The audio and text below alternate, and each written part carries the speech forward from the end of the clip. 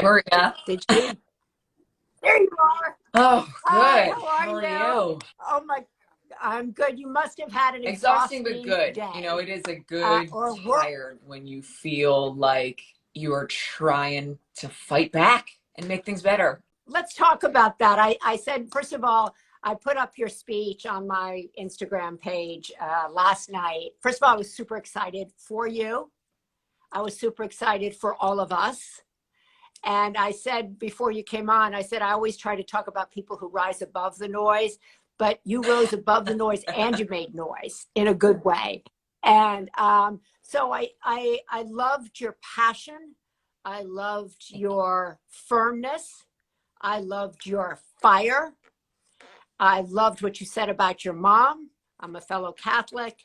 I love that the priest, I loved everything about it. But I want to ask you today, what has the day after I been mean, like it for has you? been a whirlwind. And I warned my staff, kind of once we saw the video taking off, I warned them, look out for negative, horrible responses. It might be a really hard day. And I have been so overwhelmed with how positive it has been. We have received stories and phone calls and emails from people all over the country. I got a phone call from a woman in Texas this morning. I happened to pick up the phone in my office. And she just said, I'm a right Christian woman. And you said everything that I would say to my daughters and my family and my grandkids and my neighbors, and it needs to be said. And it has just been story after story after story like that. So it is tiring, but it's good. It is good that this is the feedback that we're not okay with hate. Yeah, that's for sure. I mean, I think that, hate has dominated, particularly social media. It's dominated discourse. And there's always that school of thought. Do we just can we beat it? So we just let it go. And what was the kind of trigger for you? There's always a trigger where we're like, okay, no more, It right? was, There's like it that was, one moment. and I apologize for the dog barking. This is life. we That's uh okay. we've seen this happen and just escalate. So this claim of grooming and pedophilia, this comes from QAnon, this comes from conspiracy theories, this comes from the Yeah. darkest places on the internet.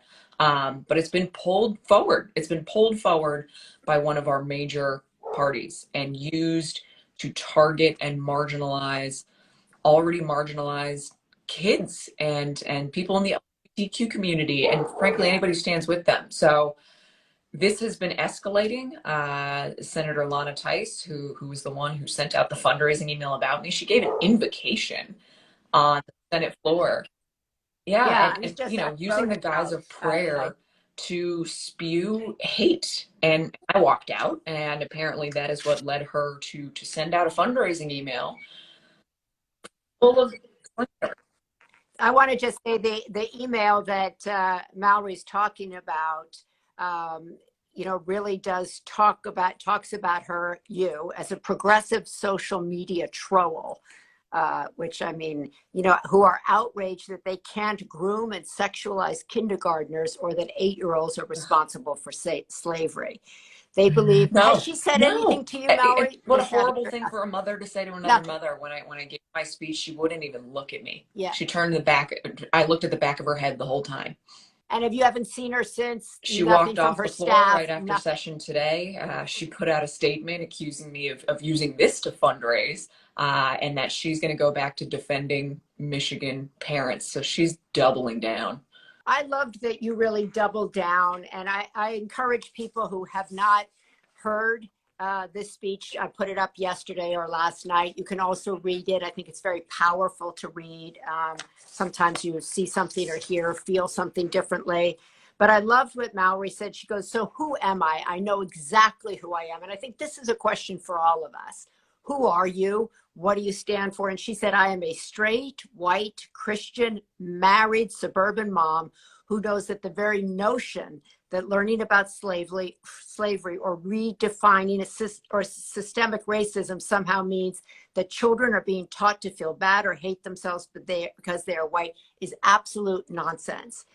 then she goes on, no child alive today is responsible for slavery. No one in this room is responsible for slavery, but each and every single one of us bears responsibility for writing the next chapter of history. So Mallory, what is the next chapter that you wanted to start The writing next last chapter night with has that to speech? be, just calling this what it is, which is hatred and scare tactics and fear mongering and trying to erase history and trying to it's not even trying to shield kids from history, it's trying to force the rest of the world to shield ourselves from them, right?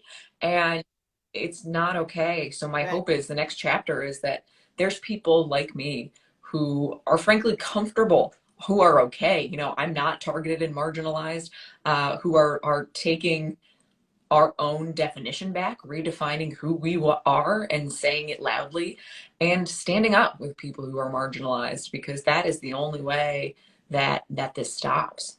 You said also, which I thought was super interesting, you talked about women like you, suburban, white, moms, married, Christian, are in some way or were perceived to be responsible for Trump, and that really that narrative has been taken over, and that you believe white, married, suburban moms have to start taking your own narrative back and have to stand up, that we as a group, not married, but we as a group of need to fight back or stand up and say, this is who we are and it's not who Exactly, you think because we what are. Is has that correct? grown frustrating for me, even before the slanderous email about me came out, was that Christianity has been used and weaponized to target people and to hate people, and Yeah, for that's not the sure. Christianity that I grew up Yeah. with. My husband is Jewish, so whatever faith you are, or if you don't have any faith, we're a part of a community, and we're responsible for each other. And Yeah. and we've seen groups and far right groups claiming to speak for frustrated, suburban moms, and that suburban moms are tired of the Democrats or whoever, and using that as an excuse to push this hateful rhetoric. So we have to say, you don't speak for me. This is not who we are, and we're not going to stand by and let it happen. Who are we? When you say it's not who we are, who do you want people to know that who we are, so to speak? What is the image you want to put out there? The What is truth the from my truth point of from view your is, point of all view? of the people like me and my community, whether you're a mom or you're a friend or a family member, we care about each other a lot. Women care about each other. We are passionate about community. And, when you poke the bear pokes back, right? And I want us to stand up and Right. show who we are, which is standing up for people who don't have the ability to stand up for themselves, who don't have the ability to speak. Because however horrible I felt on Monday when I read that horrible email about me, I've got to imagine that is what a gay or a trans kid feels every day right now, that their entire state and their country hates them. And that's horrible.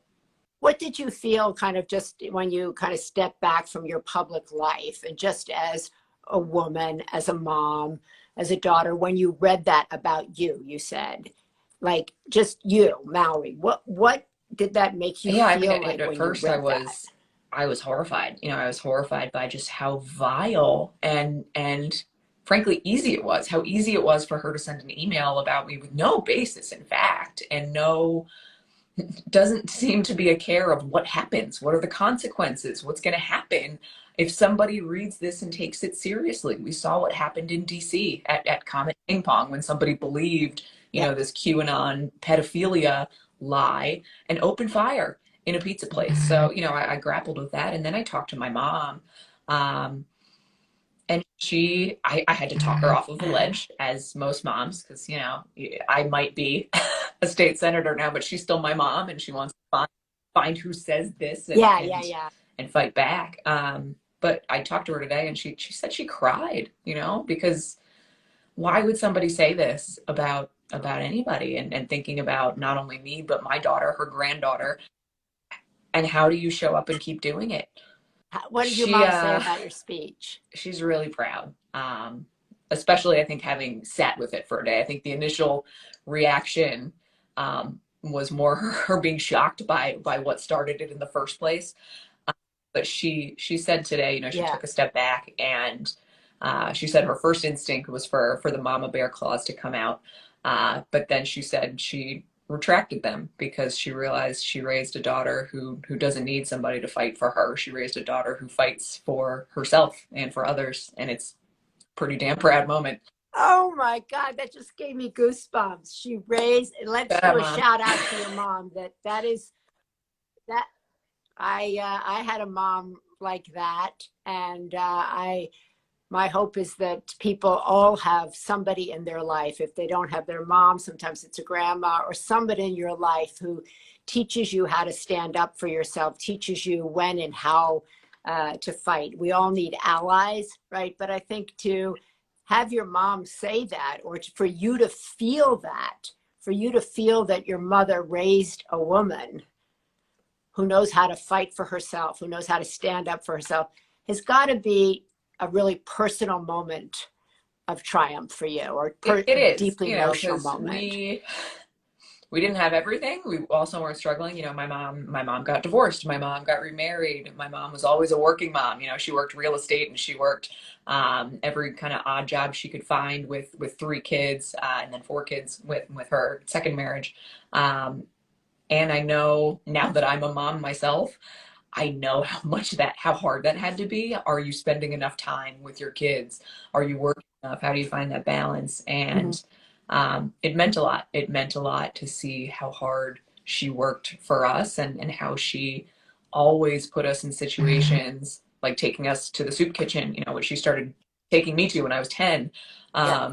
so that we saw that other people had a lot less than us and that it was our job to help.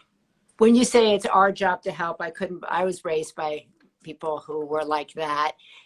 What do you want people to do when you say our job to help? Now, you're in elected office, and I assume that's why you ran. Was there some reason you ran? Is it like, I want to help, I want to change the image of white Christian suburban women, I want to change the environment in my district? What was your mission and So I passion and ran for the direction first there? time in 2018, and really what pushed me was the election of Donald Trump in 2016. You know, Michigan felt like a microcosm of the rest of the country, where Yeah. we're a state that makes things. We make cars, we manufacture, and it felt like so many people were willing to turn a blind eye to hatred and misogyny and outright claims of sexual harassment and abuse, for the promise that we might go back, right, to sometime, you know, make America great again.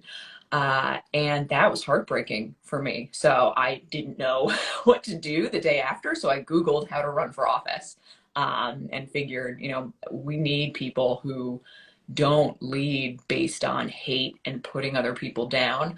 And clearly, a few years later, we're still fighting that fight, but that's what I got into it for. And that's why I'm still here and I want to come back. Why do you, so many people I talk to say, I would never run for office. It's horrendous. It's awful. They target you, they target your family. You don't get paid. You're on call 24/7. Everybody complains Well, to what's you. great about What's it great is about days it? like today. What's great about it is on Monday, I went to a high school in my district and talked to students, you know, young people, 15, 16, 17, who care so much about each other and the environment. And this is the Great Lakes state, and you know, clean water and protecting each Yeah. other. And they asked really hard questions about abortion rights and LGBTQ issues, and they just genuinely care. And that, you know, there are days like today and days like Monday where I come home and know that we tried to make an impact and we tried to make a difference. And it is really hard. It can be really, really hard. But I don't know that I would be satisfied in a job where I looked at everything in the world and wasn't trying to do my part to make a difference. When you talk about Michigan, Michigan has kind of changed a lot in the last couple of years and is very much in the news and regarding its election, regarding the governor, regarding violence in the Capitol and stuff like that. How would you describe the environment in Michigan today, the state that you're in? There's a lot of women in higher office in Michigan, but really Oh struggling yeah, you know, against the tide, right? I represent Mitt Romney's hometown. So, you know, this was always a place where it's moderate Republicans and it's pretty purple, but the state has just Mhm. kind of broken apart. You know, when I explain Michigan to people, we've got Gretchen Whitmer, Dana Nessel, Jocelyn Benson in the executive office, three amazing, powerful women.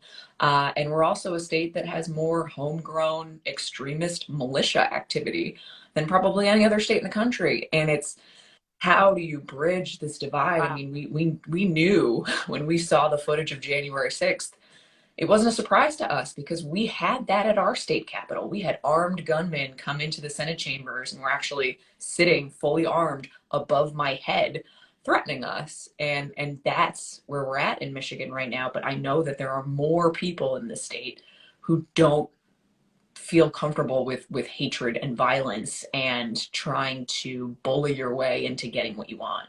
So that is the key, right? Because people believe that the extremists, there's more of the extremists because the quote, good people are more silent, right? They're just like, I don't want to get into that. I want to do my thing. I want to, raise my family, and I don't want to deal with all of that, right? And you really called in your speech that we can't be silent anymore. This is the time for us all to step up in whatever capacity you can. We can't let this go on because people are Absolutely. going to And think hate it is winning. feels like there are more people who feel that way, who are kind of the fringe extremists, and there aren't. And it is a concerted effort to attack and threaten a lot of public officials who didn't run for office, like election officials. We've had a lot of election officials quit and leave over the past few years because they've been threatened in the wake of the 2020 election. So they need people like us. They need people like white suburban moms who are comfortable and are okay, who have the capacity, the kind of mental and emotional capacity to stand up, even for a little while, to take some of the heat off of some of the other people who are bearing the brunt of this hatred, because the strategy is just to wear you down so you quit. And we can't quit. And do you feel like that's what you were saying in your speech, that they thought, they were going to wear you down, that the hate would be so intense that you would buckle, that you would be silent, that you would just go about your day and Absolutely, because the not say a strategy thing? is, if I am also a parent who says that what you are doing in the name of quote unquote parental rights isn't right, then you have to make me something else, right? Then clearly she's not one of us, she's one of them. She's a groomer and she supports pedophilia. Yeah. And it felt to me like a red flag to other women like me of, don't stand up for those people or you're going to be one of those. And we can't let that happen. We've got to we can take the hits. I can take them. I said at the end of my speech, call me whatever you want, because if enough of us stand up and just take the hit, it doesn't mean anything. Does it mean anything to The you, the reaction reaction? absolutely does. I mean, if I didn't do this with any anticipation of the reaction, but if you look at the numbers alone, I think we're up to 11, 12 million views on Twitter and however many stories that we've received. I think the message that hate won't Yes. win is pretty clear. How will this kind of direct you moving forward when you have a moment like this where you go, hate won't win, and you get a feedback on it? I was right. I'm on to something. I'm calling up women. I'm calling up women who look like me. I'm fighting back, and I'm hearing that there is this wave behind me, 12 million people watching it, a couple 100,000 just on my thing last night alone. That's What's telling that us that telling we you? have struck a nerve. It really felt like there was a release of a lot of people who said to me, we've been waiting for somebody to say that, to say it clearly, that this is hate. And it's hate that's distracting from real issues. The roads aren't getting any better. Healthcare costs are too high. Teachers are leaving the profession, not because of somebody who is gay. That's not the reason. It's not connected. And we can't Yeah. accept that there are efforts to try to make that connection. So it just encourages me to keep going and keep getting out there and hopefully bringing others along with me. One of the things my mom said today is, it can't just be you making a speech or it's not going to work. It's got to be all of us. Every single one of us has a way that we can do this, and we have to do it together. So there you have it. I'm going to wrap this up because I know you have a little baby and I know you've had a crazy day. And I thank you so much. I think your mom is right, right? It can never, one person can make a difference. But if you are one of the millions and millions of people that listened to that speech and heard, I know who I am, I think that is such a powerful, like, I know who I am. I know what I stand for, and I'm not afraid to tell you, and not afraid to join in pushing back against this, because I believe, like you do, that there are so many more people who believe in love, who are compassionate, who want the best for their neighbor. And the extremists Right. own the airwaves, right? They own because they're they're divisive, they're snarky, they're mean, they're gotcha. And there's as much power in your speech of compassion and love as in anything. So I want to congratulate you. Thank you so I much. Please tell will. your mother thank Moms are you. usually right. This is one of the things that I've Yeah, that's what I tell my kids all the time. But congratulations. Let's learned. stay talking about this because I'd love to know how this reaction. I'm coming to Michigan next weekend. I'm the Yay. speaker at Michigan. Um, so Absolutely. maybe Well, our congrats, paths will and cross. everybody who tuned in and watched, thank you so much. And use your voice. We're going to do this thing together. Amen.